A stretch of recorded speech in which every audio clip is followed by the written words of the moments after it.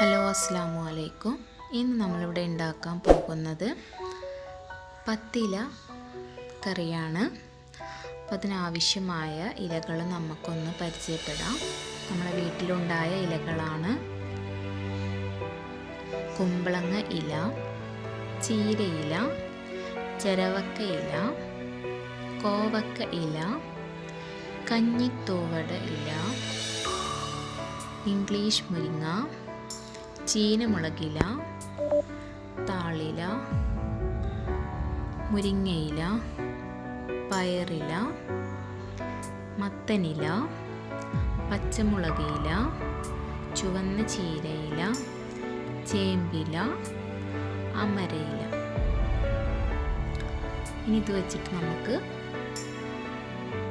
ഇലക്കറി ഉണ്ടാക്കാം. അപ്പോൾ ഇലക്കറി അരിഞ്ഞ് വെക്കുക.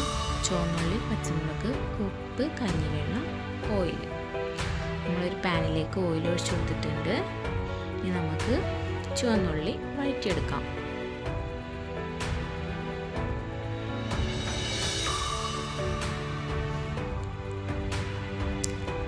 ചുവന്നുള്ളി വഴന്നു വരുമ്പോൾ അതിലേക്ക് നമ്മളൊരു പച്ചമുളക് കീറിട്ട് കൊടുക്കാം.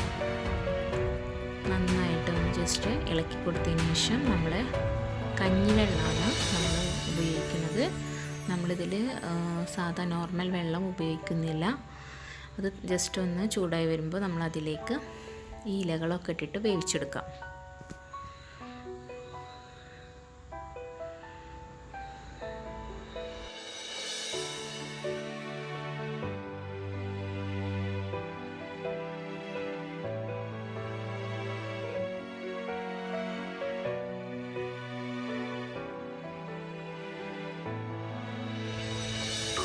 അതിലേക്ക് നമ്മൾ ആവശ്യത്തിന് ഉപ്പും ചേർത്ത് കൊടുത്തിട്ട് നന്നായിട്ട് ഇളക്കി കൊടുക്കുക. ഏകദേശം ഒരു 15 മിനിറ്റ് 10 മിനിറ്റിൻ്റെ ഉള്ളിൽ നമ്മൾ ഇലക്കറി റെഡിയാവും. വളരെ നല്ലതാണ് ഇലകൾ കഴിക്കുന്നത്. വിറ്റാമിൻ സിയും വിറ്റാമിൻ കെയും ഒക്കെ ഈ ഇലകളിൽ അടങ്ങിയിട്ടുണ്ട്. അതുപോലെ ഗർഭിണിയായ സ്ത്രീകൾക്ക് വളരെ നല്ലതാണ് ഇലക്കറികൾ കൂട്ടുന്നത്. നമ്മുടെ ശരീരത്തിന് പ്രതിരോധത്തിനും എല്ലാം നല്ലതാണ്. അപ്പോൾ നമ്മുടെ ഇലക്കറി റെഡി ആയിട്ടുണ്ട്. എല്ലാവരും ട്രൈ ചെയ്ത് നോക്കണം.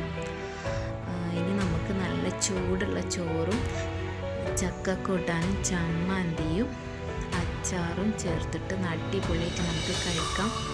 വളരെ ടേസ്റ്റിയാണ്. ചൂടോട് കൂടി കഴിക്കുമ്പോൾ വളരെ ടേസ്റ്റിയാണ്. അപ്പോൾ എല്ലാവരും ഇതുപോലെ ഉണ്ടാക്കി നോക്കാം. Thank you.